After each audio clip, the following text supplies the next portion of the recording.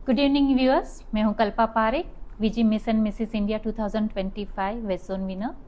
आज मैं आई हूं वाशी के एक बहुत बढ़िया सिंगिंग स्टूडियो में, जो कि मेरे सिंगिंग मेंटोर का है, श्री सुनील वाडकर जी, जो आज हमारे साथ है। आज हम सर से बातचीत करके उनकी पिछली 13 साल की म्यूजिकल जर्नी को रिवील करना चाहेंगे। काफ़ी सारे क्वेश्चंस है लोगों के, तो आज मैं सर से रिक्वेस्ट करूंगी कि वो सारे क्वेश्चंस, डाउट्स जो भी है वो क्लियर करके लोगों को मोटिवेशन दे और एक नई सीख दे। तो सर, आप आज की बातचीत के लिए रेडी हैं? हाँ, 100% रेडी हूँ। गुड इवनिंग दोस्तों, और thank you Kalpa ji for organising this podcast. Okay, let's continue. Yes. तो सर, आज का हमारा पहला क्वेश्चन है, आपकी गायकी का पहला दिया कब जला? शुरुआत की सबसे पहली जो चिंगारी होती है ना, मतलब कि बोलते कि वो पहला म्यूजिकल स्पार्क जो है वो आपको कैसे मिला? वो बचपन से ही था या मतलब आप रिएक्शंस में सुर मिलाते गए और वो फिर डेवलप हुआ?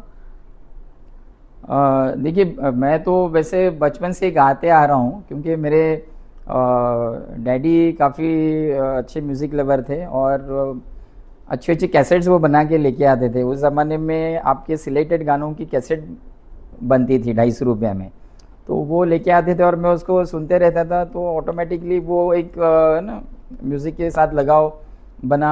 और फिर मैं हमारे कंपाउंड में जैसे अलग अलग ओकेजन्स में, फंक्शंस में, 15 अगस्त, 26 जन, फिर हमारे यहाँ हौजी होती थी, क्रिकेट होता था, कमेंट्री देना, ऐसे ऐसे करते करते वो जो माइक की जो एक माइक के साथ एक लगाव बना था, वो तो बचपन से ही लगा था। और बहुत बार तो ऐसे होता था कि दोस्त मुझे ऐसे उठा उठा के पटक देते थे स्टेज पे कंपाउंड में कि जा कुछ परफॉर्म कर करके। तो बचपन से, हाँ, बचपन से गाने की लगाव सिंगिंग से बचपन से ही रहा है। yes. क्या कोई खास व्यक्ति या पल था जिसने आपको इस राह पे आगे बढ़ाया? हाँ, इसमें हमारे जो RFCM ग्रुप की जो श्रेय है उसका ही उसको ये श्रेय जाता है, क्योंकि वही हमेशा बोलती थी कि आप अच्छा गा रहे हो। हम किसी भी ओकेजन में जाते थे, पार्टी पिकनिक्स में हम लोग गाते थे, तो वो हमेशा बोलती थी आप अच्छा गा रहे हो, तो इसको भी एक प्रोफेशन के तौर पे आप देखिए। तो वो वन लाइन में बोलती थी कि आप स्क्रू ड्राइवर छोड़िए और माइक हाथ में लीजिए। और मे बी वो टर्निंग पॉइंट था मेरे लाइफ का, और मैं सक्सेसफुली इंजीनियर से सिंगर बन पाया। So thank you. Yeah that was a big transformation guys. Engineering छोड़ के जो इंसान म्यूजिक में आया है, आप सोच सकते हैं कि वो ट्रांसफॉर्मेशन कैसा रहा होगा। आगे आगे हम और भी इंटरेस्टिंग बातें जानेंगे।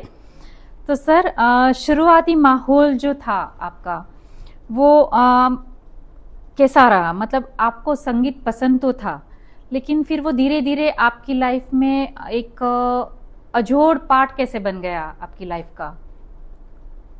एक्चुअली मैं टेलीकॉम इंजीनियर हूँ और 94 से I was holding my telecom business. But जैसे जैसे उम्र बढ़ती गई तो पता चला कि ये जो फील्ड वर्क है वो हेक्टिक होते जा रहा है और समय नहीं मिल पा रहा था खुद को। मैंने एक अच्छा बिजनेस होने के बावजूद भी सुकून नहीं था, तो I was looking for the alternative.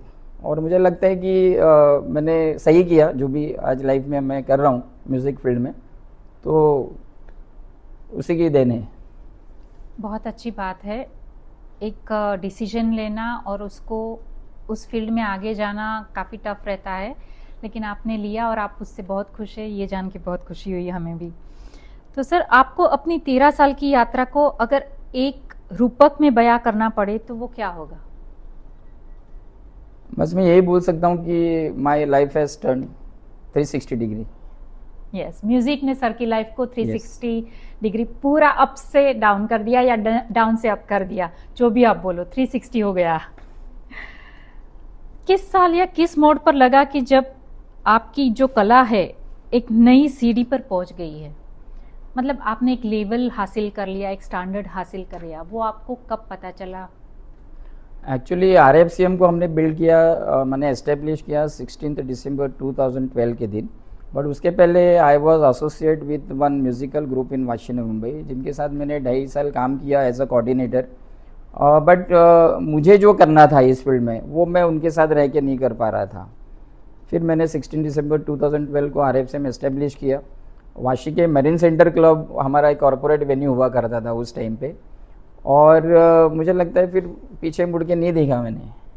मतलब तभी आपको शायद इतनी फ्रीडम नहीं थी अपने आप कुछ करने की म्यूजिकल फील्ड में, क्योंकि आप किसी से एसोसिएटेड थे, जुड़े हुए थे, तो उस वजह से फिर आपने अपना ही किया। इन वर्षों में सबसे यादगार परफॉर्मेंस या उपलब्धियां कौन सी रही है आपकी? ऐसे उपलब्धियां तो बहुत सारी है, जो यादगार रही हो आपको। जो मतलब यादगार बोले तो एक वाड़ा का एक इवेंट था, वाड़ा डिस्ट्रिक्ट पालघर में, जहाँ पे अपने स्टेट से लगभग 37 टीचर्स आई थी, उनका रियूनियन पार्टी था। और मैंने फर्स्ट टाइम लाइफ में, मैंने पूरी जर्नी जो मेरी अभी चल रही थी तब तक 8 आवर्स मैंने उनके लिए परफॉर्मेंस दिया। वाओ, और वही मेरा एक कॉन्फिडेंस बढ़ाने वाला वो एक इवेंट था। और उसके बाद मैंने इमीडिएट नेक्स्ट डे श्रेया से बात किया कि जब मैं 8 घंटा गा सकता हूँ तो let us try for 12 hours. Great, मतलब फिर सक्सेस की सीढ़ी आप चढ़ते ही गए। तो क्या हुआ बेसिकली, जो पहले 3-3.5 साल थे ना RFCM के, वो थोड़े टफ थे। बट जैसे वो मैंने ऐसा था ना कि किसी से स्पीकर लिया, किसी का गाड़ी लिया, यस उस टाइप का जर्नी था, जो बिल्डिंग ऑफ RFCM आप बोल सकते हो। 3.5 साल लगभग, आई कैन क्लियरली रिमेम्बर। हाँ, 3.5 साल के बाद ना मुझे फ़ोन कॉल आने शुरू हुए कि सुनील तुम्हारा शो चाहिए। वाह। तो उसके बाद फिर वो कॉन्फिडेंस धीरे धीरे बिल्ड गया, होते रहा, और फिर बाकी सब आपके सामने है। यस। और ये जो जर्नी आपने स्टार्ट की, ऑफ कोर्स आपने बताया कि शुरुआत का जो दौर रहा वो बहुत स्ट्रगल वाला था, तो आपको काफ़ी सारी चुनौतियां भी आई होगी। और ऐसी कौन सी ऐसी चुनौतियां आई जो आपके धैर्य को सबसे ज़्यादा परखा? वैसे चुनौतियां तो काफ़ी सारी थी। चैलेंजिंग लगा आपको? चैलेंजिंग तो ऐसा था कि सबसे पहले मार्केट में इतने सारे कॉम्पिटिटर्स हैं, तो पहले तो नए लोगों को आज के तारीख में भी कोई खड़ा नहीं करता है, तो आपको जाके मार्केट में अपनी पहचान बनाना, काम लेना और फिर उसको एग्जीक्यूट करना, ये बहुत डिफिकल्ट है। और शुरू के दौर में तो ऐसा था कि थिएटर इवेंट्स में आपको डेट नहीं मिलना, आपको जैसे सैटरडे संडे आपको नहीं मिलता है, ज़्यादातर जो फेमस ऑर्गेनाइजर्स है उनको ही मिलता है। फिर भी हम लोगों ने फाइट कर करके कोशिश कर करके यहाँ तक आए हैं कि अभी वो स्ट्रगल नहीं लगता है, नाउ वी आर एंजॉयिंग। मतलब वो पार्ट चैलेंजिंग रहा आपका कि मार्केट में खुद को डेवलप करना, क्योंकि आप म्यूजिक के, आपका कोई बैकग्राउंड म्यूजिक से जुड़ा हुआ नहीं था, बिल्कुल नहीं। आपको जीरो से स्टार्ट करना था और अपना नाम बनाना था, जो कि आपने आज बनाया। तो काफ़ी चुनौतियाँ चैलेंजिंग रही आपकी। अपनी आवाज़ को आप कैसे अनुशासित रखते हैं? मतलब जो भी परफॉर्मेंस, मैं शायद पिछले 5 साल से आपसे जुड़ी हूँ, मैंने जब भी आपको गाते देखा है, आपका जो भी एक टोन रहता है प्रॉपरली उसी टोन में पूरे, मतलब आप गाने को इतने अच्छे से निभा पाते हैं, कोई अप डाउन या कुछ भी गड़बड़ नहीं होता। तो आप अपनी कला को, आपके सिंगिंग को कैसे अनुशासित रखते हैं, कैसे डिसिप्लिन रखते हैं? देखिए, सबसे पहले तो मैं कोई ऐसा प्रॉपर रियाज नहीं करता हूँ, क्योंकि उतना समय नहीं बचता है। नए लोगों की जितनी भी एक्टिविटीज़ हम लोग कर रहे हैं डे 1 से, वो मेरा पूरा टाइम उसमें ही जाता है कि नए लोगों के लिए ऑडिशंस ऑर्गेनाइज करनी है, कहीं पे टैलेंट हंट है, कहीं कभी ऑडिशंस कॉम्पिटिशन, माने कुछ ना कुछ कंटिन्यूस चलते रहता है, तो टाइम नहीं मिल पाता। लेकिन फिर भी बचपन से मैंने गाने बहुत सारे सुने हैं और सुनने की आदत भी थी, तो बैक ऑफ द माइंड गाने बहुत सारे मालूम है। और जब से RFCM शुरू हुआ है, तो जितने भी स्टूडेंट्स आते हैं, तो स्टूडेंट के माध्यम से वाइल टीचिंग जो मेरा रियाज होता है, that is the best part गले को मेंटेन रखने के लिए। तो आप सिखाते सिखाते आपका खुद का रियाज भी होता है और स्टूडेंट्स को भी फायदा होता है, दोनों चीजें हो जाती हैं। मतलब कभी कभी ऐसे लगता है कि मतलब ये सेशन मेरे लिए है वैसा हम लोग के लिए भी और आपके लिए भी, हर एक का चॉइस अपना अपना अलग अलग रहता है, तो अलग अलग गाने सुनने को मिलते हैं। रिकलेक्ट करने का एक वो जरिया होता है कि यार स्टूडेंट आज ये गा रहा है, तो उसको रिकलेक्ट करना, फिर उसको वापस गाइड करना। और कोई ऐसा रियाज जिसने गेम ही बदल दिया हो? कोई ऐसी technique, secret technique you can say, कि जिससे आपको लगा हो कि नहीं ये मैंने सीख लिया या ये मैंने मतलब अचीव कर लिया तो मेरा काफ़ी सारा मतलब आप रिलैक्स हो गए उसके बाद, ये सीखने के बाद, तो ऐसा कोई टेक्निक है? नहीं, इसमें देखिए जो सीखने की बात है ना, ये तो लाइफ टाइम आदमी सीखते रहता है। बट जैसे जैसे समय बीतता गया, मैं पहले मुकेश जी को गाता था, फिर जैसे जैसे इन्वॉल्व होते गया अलग अलग ऑडिशंस कॉम्पिटिशन्स में, भी पता चला कि नहीं हमें वर्सेटाइल होना है, हमें सिर्फ एक ही जॉनर में काम करके नहीं चलेगा। फिर अलग अलग ट्राई करते करते जब मैंने वो कॉन्फिडेंस डेवलप किया कि आज मैं सब कुछ गा सकता हूँ और लोग उसे पसंद करते हैं अलग अलग इवेंट्स में, तब वो जो कॉन्फिडेंस बिल्ड होता है ना, वो सॉलिड है।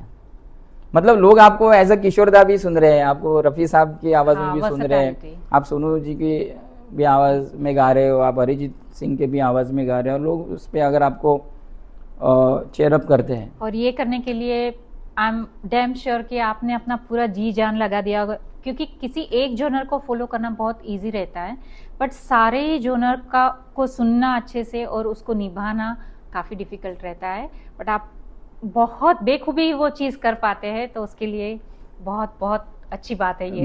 मैं जब सोलो इवेंट करता हूँ तो बहुत बार मैं सामने से ऑडियंस को पूछता हूँ कि are you enjoying the show, तो मैक्सिमम पॉजिटिव रिस्पॉन्स आता है। लोग बोलते हैं आपका कलेक्शन इतना सुपर्ब है कि इवन हमें फरमाइश भी देने की जरूरत नहीं है, एंड और आप सब कुछ गा रहे हो, बीच में लता दीदी का भी गाना गा रहे हो, कोई आशा ताई का भी गाना फरमाइश है तो वो भी गा रहे हो। भी होता है क्योंकि तो, एक जोनर को लेते तो काफी मतलब काफी इवेंट्स रहते हैं जहाँ प्राइवेट पार्टीज भी होती है, तो अगर आप एक जोनर के सॉन्ग्स रिपीट करेंगे तो वो थोड़ा मोनोटोनस हो जाता है। yes. आपकी वर्सेटालिटी उसको ओवरकम करके आगे बढ़ने की बहुत अच्छी बात है ये। कोई ऐसा जोनर जो आपको मतलब स्टार्टिंग के स्टेज में आप उसको पसंद करते थे लेकिन आपने कभी सोचा नहीं कि मैं इसको फॉलो करूंगा, लेकिन बाद में सिंगिंग में करियर बनाने के बाद आपको लगा हो कि मुझे इस जोनर को फॉलो करना है जिससे मुझे बहुत काफ़ी सारी मोटिवेशन मिलती है, सीख मिलती है, ऐसा कोई जोनर? जैसे मैंने बताया आपको, मेरी शुरुआत तो मुकेश जी के गाने से हुई, लेकिन जब रफ़ी साहब के गानों पे मैं आया, मतलब ऐसा है ना कि मतलब किसी भी इवेंट में जब तक रफ़ी साहब का गाना नहीं गाते हैं वो मेरे लिए ना माहौल ही क्रिएट नहीं होता है। और जैसे एक रफ़ी साहब का गाना हो गया बस फिर तो मतलब मेरे टीम को पता है कि मैं नॉन स्टॉप कंटिन्यूअस सब परेशान रहते हैं, सब परेशान होते हैं कि माइक मिलेगा कि नहीं मिलेगा। तो इट्स अ मैजिक, रफ़ी साहब की आवाज़ मतलब इट्स अ मैजिक। गाने चुनते समय क्या ध्यान रखते हैं आप?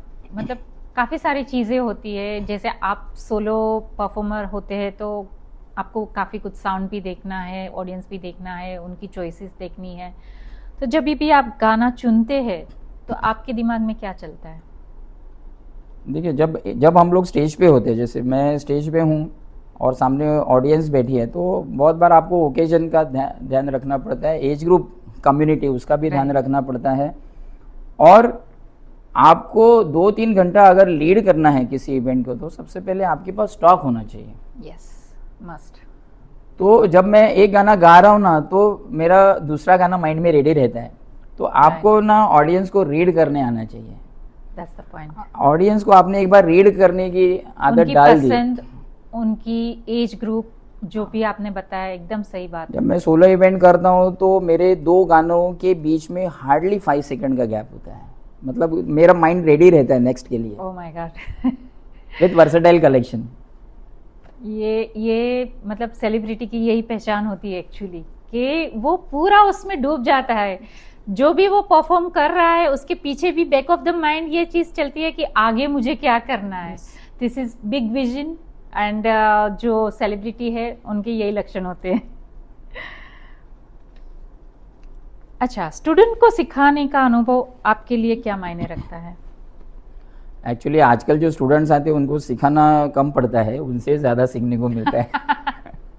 Thank you. As a student मैं भी आपको बोलूँगी।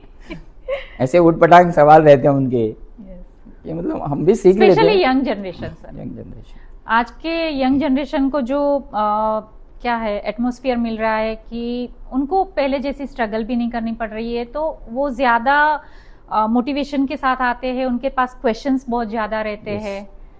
आजकल मतलब मीडिया इतना स्ट्रांग हो गया है, यस, नॉलेज इतना आपको मिल रहा है गूगल पे कि बहुत एक्सप्लोर बार करते हैं वो इतना हाँ, कुछ कि वो स्टडी करके ही आते हैं। अभी 1 मिनट में गूगल में डाला, ओ ओके ये यस है, यस, तो मैं सर को जाके पूछूंगा कि सर ऐसे करना है। इसके लिए उनके पास से भी काफ़ी कुछ सीखने को मिलता है, जो लेटेस्ट अपडेट्स है, Right. लेटेस्ट इन्वेंशंस है, वो सारी चीज़ें बैठे बैठे हम लोग भी सीख लेते हैं। राइट।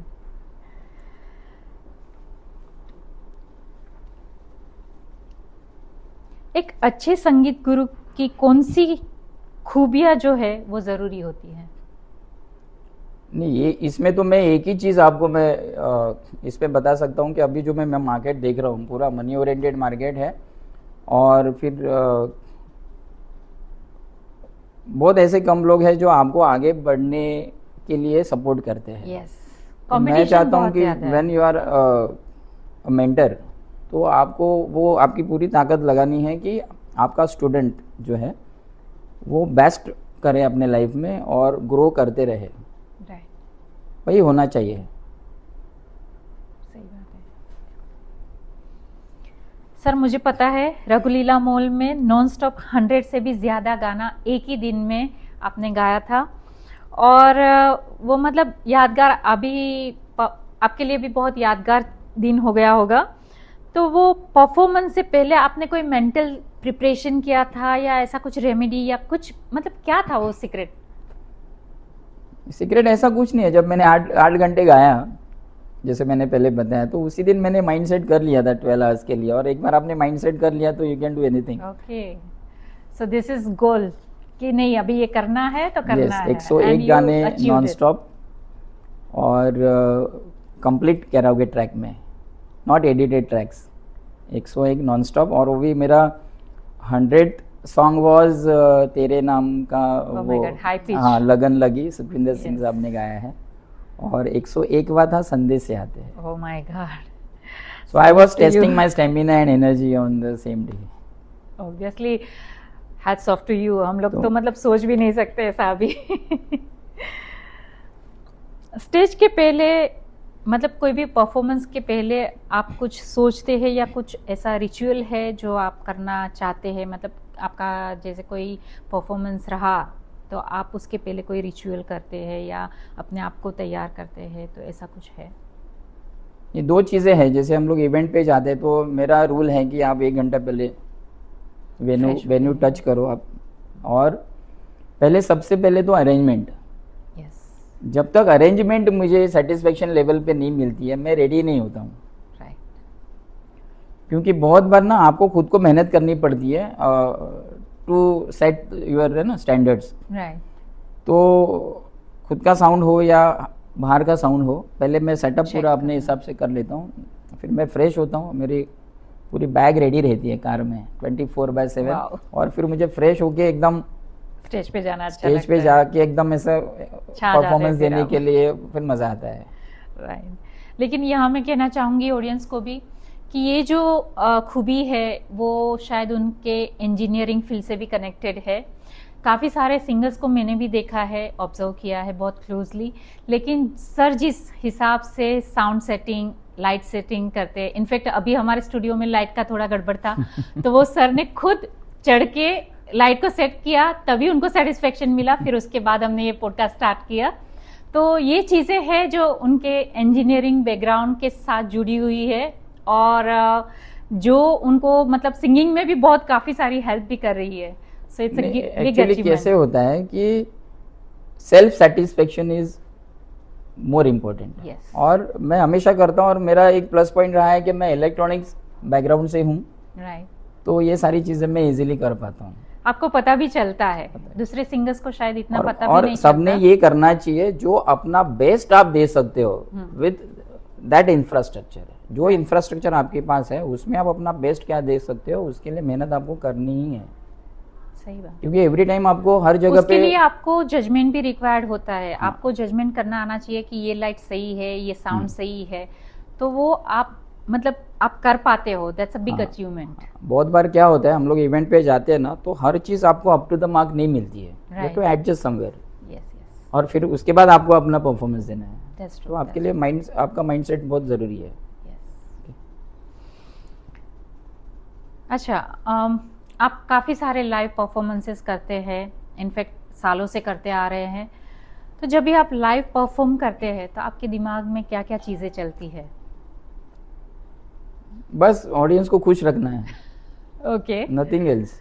मैंने देखा है काफ़ी सारे परफॉर्मेंसेस में, जब तक सर तो सेटिस्फाई हो जाते हैं, ऑडियंस जब तक सेटिस्फाई नहीं होती, अगर वो 2 घंटे का भी कार्यक्रम रहता है तो सर उसको 4 घंटे तक भी ले आते हैं, क्योंकि ऑडियंस को सेटिस्फेक्शन नहीं मिलता। तो that credit goes to you. नहीं, इसमें कैसे होता है कि मैं देखता हूँ की आहे ना, वहाँ मतलब मराठीमध्ये गर्दी म्हणतात ना, त्या गर्दीपेक्षा मी दर्दी माझ्यासाठी महत्वाचे आहेत. राइट। तो वो दर्दी ऑडियंस जब तक बैठा ना, भले वो 4 लोग भी बैठे हैं और वो एंजॉय कर रहे हैं, यस। तो मैं बोलता हूँ चलो, मेरा भी प्रैक्टिस हो रहा है, मेरा भी रिवीजन हो रहा है, आप लोग भी एंजॉय कर रहे हो, तो लेट अस एंजॉय। वो आपका डेडिकेशन है सर, एक तरह से देखा जाए तो, कि आप जब तक सेटिस्फेक्शन ऑडियंस को भी नहीं होता, आप रुकते नहीं है।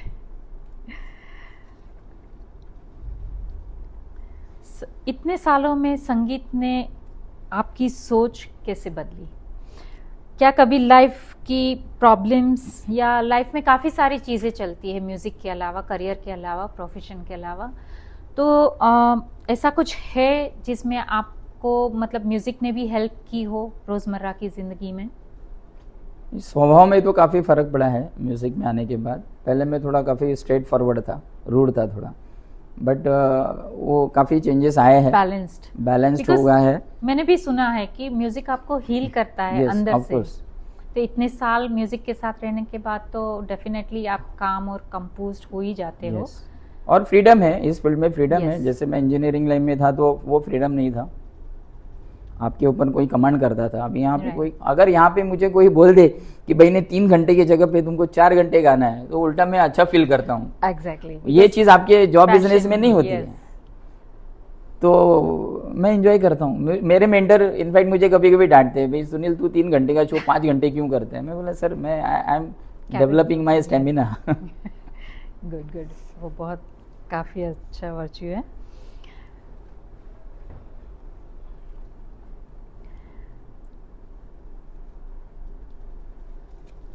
अगर शुरुआती, जैसे कि एक स्टेज था आपकी लाइफ में जब आप बिगनर थे, आप लर्नर थे, तो आज के दौर में अगर कोई शुरुआत करना चाहता है म्यूज़िक के लिए, म्यूज़िक के करियर के लिए, तो उसको आप क्या मैसेज देना चाहेंगे? और ये मैसेज जो है वो लर्नर्स के लिए डायरेक्टली स्क्रीनशॉट बन जाएगा। मतलब काफ़ी सारे ऑडियंस के लोग जो है वो इस स्टेज पे अभी खड़े हैं, जो आपसे गाइडेंस मतलब सीक्रेटली मांग रहे हैं, वो बोल नहीं पा रहे, लेकिन वो जानना चाहते हैं कि ऐसे दौर में वो आगे कैसे बढ़े। नहीं, इसमें 2 पार्ट है एक्चुअली। मतलब हम लोग जैसे शो भी करते हैं, कभी जजिंग के लिए जाते हैं, कभी सिर्फ गाइडिंग मतलब गाइडलाइंस देने के लिए जाते हैं, मैंने लाइक वर्कशॉप्स। तो 2 तरह के न्यू टैलेंट्स है। एक न्यू टैलेंट वो है जो तैयार है बट उनके कुछ गोल्स नहीं है, मतलब उनको पता ही नहीं है कि मुझ में क्या है, दे आर टैलेंटेड, अपनी खूबियां ही नहीं जानते। हाँ, उनको पता ही नहीं है कि उनमें वो प्रोफेशनल लेवल पे आने की तैयारी है बट उनको पता नहीं है, या फिर उनके माइंड में वो गोल्स नहीं है। और ऑन द अदर साइड ऐसे भी लोग हैं जो बेसुरे हैं बट वो चाहते हैं कि हम प्रोफेशनल लेवल पे आए। तो मुझे ऐसा लगता है कि ये ऐसे जितने भी टैलेंट्स हैं, इन्होंने पहले तो अपना कोई मेंटर गुरु बनाना चाहिए और उसको चेक होना चाहिए आपकी टैलेंट की जो क्वालिटी है आपके गाने या जो भी किसी फील्ड में आप हो म्यूजिक के, आपका टैलेंट आपका एक लेवल का होना चाहिए। हाँ, वो किसी ने सर्टिफाई करना चाहिए। यस। और एक बार वो सर्टिफाई हुआ, then you have to decide अभी कितने एफर्ट्स डालने हैं, कितना टाइम डालना है, उसमें कंसिस्टेंसी कैसे रखनी है, गोल्स क्या सेट करने हैं, ड्यूरेशन क्या सेट करना है। नहीं तो पता चला कि 20 से चालू कर रहे हैं, 50 साल तक वो सिंगर बन ही नहीं पाया। तो ये सारी चीज़ें मैटर करती है, कंसिस्टेंसी, फिर आपका गोल सेट होना, एक ड्यूरेशन सेट होना कि भाई इतने साल में मुझे करना है, और आपका सेल्फ जजमेंट भी होना चाहिए कि हाँ, कर पाऊंगा या नहीं। दैट इज वो आपको मेंटर बेटर गाइड कर सकता है, बट हाथ में आपके साथ कोई तो गुरु चाहिए। अदरवाइज क्या होगा, आप अगर जॉब बिजनेस में हो और आप गलत डिसीजन लो तो नुकसान भी हो सकता है। तो इसको ग्रेजुअली करना है, भले आप जॉब बिजनेस भी कर रहे हो तो आप ग्रेजुअली अगर जांच परख कर आगे बढ़ना है इस फील्ड में पॉसिबल है। जैसे मैंने किया तो ग्रेजुअली किया ना, मैंने अपना बिजनेस मेरे सीनियर स्टाफ को हैंड ओवर किया लास्ट टू लास्ट ईयर। मतलब RFCM के 13 साल में 2 साल माइनस करे तो 11 साल मैं उसको ग्रेजुअली कर ही रहा था। ओके, आप ऑल ऑफ सडन नहीं बंद कर सकते। ओके, अच्छा सर, अभी ये जो आपकी 13 साल की म्यूजिकल जर्नी रही है, तो आज आप सारे श्रोताओं को, ऑडियंस को क्या मतलब आप क्या चाहते हैं कि वो क्या सीख लेकर जाए आपकी जर्नी से? मुझे लगता है कि इसमें सीखने वाली बात यही है कि अगर आपके पास टैलेंट है तो उसे वेस्ट मत करिए, उसको कहीं ना कहीं यूटिलाइज कीजिए, आइदर प्रोफेशन में या फिर जैसे सोशल एक्टिविटीज़ में, कहीं फंड रेजिंग प्रोग्राम्स हो, आश्रम्स है, कहीं ना कहीं उसको यूटिलाइज कीजिए, अपने तक सीमित मत रखिए। और जो लोग करियर कर सकते हैं वो करियर करें, सही गाइडेंस लेके। और अच्छे अच्छे सिंगर मार्केट में आने चाहिए, है ना। तो और हम लोग 13 साल से इनको खोज ही रहे।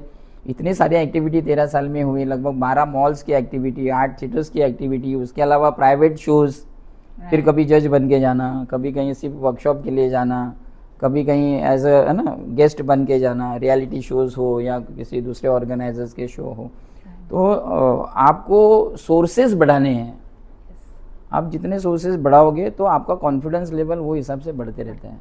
और एक बार आपने कॉन्फिडेंस वो जुटा लिया ना, फिर you can be a rock star. Simple, आपको पीछे मुड़ के फिर देखना ही नहीं। इस जर्नी में ऐसा कोई रिग्रेट आपका रहा कि जिससे आप नए कलाकारों को ये सीख देना चाहते हैं कि अगर ऐसा कुछ हुआ होता तो बहुत अच्छा हुआ होता? तो ऐसा कोई आपका कोई रिग्रेट रहा है, ताकि हम पहले से ही उनको वार्न कर दे तो जो तकलीफ आपको हुई वो उनको ना हो? हाँ, एक रिग्रेट तो है कि मतलब खुद के प्रोफेशन के साथ साथ नए लोगों की जो एक्टिविटीज़ हम लोग बैक टू बैक कर रहे थे, वो डेटाबेस काफ़ी लंबा चौड़ा हो गया, बट ऑडियंस हम लोग जुटा नहीं पाए क्योंकि we were focused for new talents, उनकी ग्रोथ के लिए। तो मुझे लगता है कि ये चीज़ अभी हम लोग ये साइड बाय साइड साइमल्टेनियसली होनी चाहिए। मैं नेक्स्ट ईयर से जो मैंने प्लान बनाया है टीम ने, उसमें we are building audience categories, which is very जो important। इसके साथ साथ मैंने अगर 10,000 का अगर आपका सिंगर्स का डेटाबेस है तो 10,000 का आपका ऑडियंस का भी डेटाबेस होगा, क्योंकि आपका फैन फॉलोइंग है ना, मैटर करता है। ऑफ कोर्स, और तभी आप, जब भी आपको ऑडियंस मिलेगी, आप तभी उभर के आओगे। यस, तो अभी जो नेक्स्ट प्लान जो हम लोगों ने बनाया उसमें definitely will build our audience all over Mumbai. नए कलाकार भी ये बात जान ले, जब भी आप इस फील्ड में आगे बढ़ रहे हो तो ये सारी चीज़ें बहुत ज़्यादा मैटर करती है। तो सर की हर एक बात को समझे और उसे फॉलो करने की कोशिश करिए। ये जो अभी सिंगर्स का डेटाबेस है, ये अगर ऑडियंस में कन्वर्ट हो जाए तो ये एक रात की बात है। बट वो नहीं चाहते, समझा, because they just want to be a singer, not on audience. That is a problem. Very true. और अब हम विदा लेने से पहले आपके फ्यूचर प्लान्स के बारे में सब कुछ जानना चाहेंगे, तो थोड़ा एलेबरेट करके आप बताइए अपने फ्यूचर प्लान के बारे में। फ्यूचर प्लान्स मतलब अभी आप लोगों को पता है, आप 5-6 साल से हमारे साथ है, तो कि हर एक इवेंट, हर एक साल जैसे जैसे टाइम बीतता जा रहा है, हम लोग हमारे सिस्टम को अपग्रेड करते हैं कि ये साल क्या खामियां रही, ये साल हमने क्या छोड़ा, है ना, क्या लूपहोल्स रहे, कंटिन्यूअस आपने किया है, फिर उसको अपग्रेड में करते रहता हूँ। That is the reason RFCM is growing, बिना भीड़ के।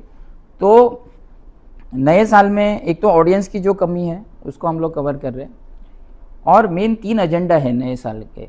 उसमें एक तो अपना कलाकार भवन जो मेरा ड्रीम प्रोजेक्ट है, वो मे बी हमारी कोशिश रहेगी कि first month of new year, मैंने जनवरी में गुड न्यूज़ दिया आप लोगों को कि हम लोग भूमि पूजन कर रहे हैं, मतलब वहाँ तक काम आ गया है। तो कलाकार भवन ये एक अपना मेन ड्रीम है। उसका थोड़ा डिटेल भी सर बताइए। हाँ, कलाकार भवन ये एक है ना, ये इंडिया का फर्स्ट कॉन्सेप्ट है जो मैंने अपने एक्सपीरियंस से वर्कआउट किया है। That is my dream project कि इंडिया से जितने भी कलाकार मुंबई आते हैं वो लोग यहाँ सर्वाइव नहीं कर पाते हैं, तो उनके लिए रीजनेबल कॉस्ट में एकोमोडेशन और ट्रेनिंग सेंटर, ऐसा एक वो कॉन्सेप्ट है। और मुझे लगता है जिस तरह से लोगों ने, हमारे दोस्तों ने सपोर्ट किया है, 100% we are going to build it. थोड़ा वक्त लग रहा है बट ठीक है।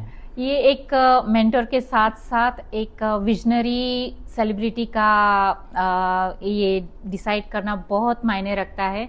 उन्होंने देखा है जिस स्ट्रगल से नए सिंगर्स को गुजरना पड़ता है, तो उनके लिए इन्होंने जो सोचा है वो काबिले तारीफ है मेरे हिसाब से। और जैसे आप गुजराती है, यस, तो हमारे दूसरे गुजराती मित्र हैं, student okay, Kantilal Patel, okay, वो हमारे कलाकार भवन प्रोजेक्ट के हेड है और वाह। वो खुद एक बिल्डर है। ओके, तो थैंक यू कांति भाई, वो ये हमें करना ही है। Thank you. यस, तो और दूसरा जो अभी नेक्स्ट ईयर का प्लान है, उसमें एक है कि हम लोग जिस तरह से नेटवर्क बिल्ड कर रहे हैं ऑल इंडिया, एक फ्रेंचाइजी का मॉडल डिज़ाइन हो रहा है ताकि आप लोग फ्रेंचाइजी मॉडल के माध्यम से मुंबई आ सको। मतलब लाइक आप बेंगलोर में है, राजस्थान में है, राजकोट में है, दिल्ली में है, तो आपके जो ग्रुप्स है और आपके ग्रुप में जो अच्छा टैलेंट है जो मुंबई की प्लेटफॉर्म को डिजर्व करता है, यस, ये टाइप होने के लिए हम लोग एक फ्रेंचाइजी मॉड्यूल बना रहे हैं। और डेफिनेटली ये मॉड्यूल से वो एक ऑफिशियल कनेक्टिविटी है ना, हर एक स्टेट में, डिस्ट्रिक्ट में होगी। पे आना और कमर्शियल बहुत सिटी में आसान हो आना जाएगा। बहुत इजी हो जाएगा, बहुत इजी हो जाएगा। अभी क्या होता है ना, रैंडम ऑडिशंस, रैंडमली कोई आता है, गाता है, जाता है, ऐसे चल रहा है। और आप भी जजमेंट नहीं ले पाते हो कि जो डिजर्व करता है वो पीछे छूट जाते हैं और मतलब उनको मौका ही नहीं मिलता, ऐसा होता है। यस, तो इस चीज से उन लोग को 100% बहुत फायदा होगा। और जो एक्सपर्ट्स हैं इस टॉपिक में, हम लोग उनसे बात कर रहे हैं। जैसे फ्रेंचाइजी मॉडल मैं बताऊं आपको, around March April will launch officially. Okay, हाँ, उसका प्रॉपर एग्रीमेंट पेपर वर्क होगा और आपके जो भी ग्रुप से आप बाहर लिख सकते हो, affiliated to RFCM group Mumbai. Wow, that's great news. और तीसरी जो मेन चीज़ है, जो मैं 3 साल से कोशिश कर रहा हूँ, we rock Mumbai, Pune, Nashik theatres, RFCM India, जो कि हमारा फेसबुक का ग्रुप है जो डेवलप हो रहा है धीरे धीरे। मुंबई के 7 जोन्स, माने उसमें नवी मुंबई, ठाणे, कल्याण, पनवेल, दादर, अंधेरी, बोरीवली, 7 जोन्स, 7 थिएटर्स, सालाना 4 शोज, तो 28 शोज थिएटर लेवल के इन अ ईयर, ये टारगेट है। तो क्या होगा, जो जैसे स्टूडेंट्स है, होम मेकर्स है, बिजनेसमैन है, उनको है ना बहुत आसानी हो जाएगी अपने अपने एरिया में, उनको ज़्यादा भागदौड़ किए बिना एक सॉलिड प्लेटफॉर्म मुंबई में मिलेगा। और इस प्रोजेक्ट का लॉन्च जो प्रोग्राम है, लॉन्चिंग प्रोग्राम, वो हम लोग अपने 13th एनिवर्सरी डेट माने 16 दिसंबर 2025 को वाशी के विष्णुदास भव्य ऑडिटोरियम में एक शो के माध्यम से कर रहे हैं। तो मैं अपील करना चाहूँगा सारे दोस्तों को कि सब लोग अपनी अपनी टिकटें बुक करें, इस ग्रैंड लॉन्चिंग में आए। अपना एनिवर्सरी प्रोग्राम है, जितने भी हमारे x RFCM members, current members, मैं तो कहूँगी सिंगिंग के फील्ड से जो भी जुड़ा हुआ है या जो जुड़ना चाहता है या वो जो जुड़ा हुआ है ऑलरेडी, सभी को वेलकम है इस प्रोग्राम के लिए। तो welcome all to come and join. So आप सब लोग अभी जो भी हम लोगों ने अभी तक की जर्नी थी जितनी बता सके तो वो शेयर की है।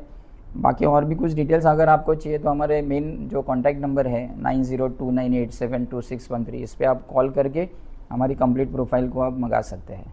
सो thank you very much. Thank you Kalpa ji. Thank you sir, thank you so much. Sir से बातचीत करके बहुत ही अच्छा लगा और as a learner, as a student मैं कहूँगी कि जो भी म्यूज़िक फील्ड से जुड़ा है वो RFCM से आके जुड़े और काफ़ी कुछ सीखने को है और काफ़ी कुछ जानने को है और जो आपकी म्यूज़िक जर्नी को बहुत ही स्मूथ और सुरीला बना देगा।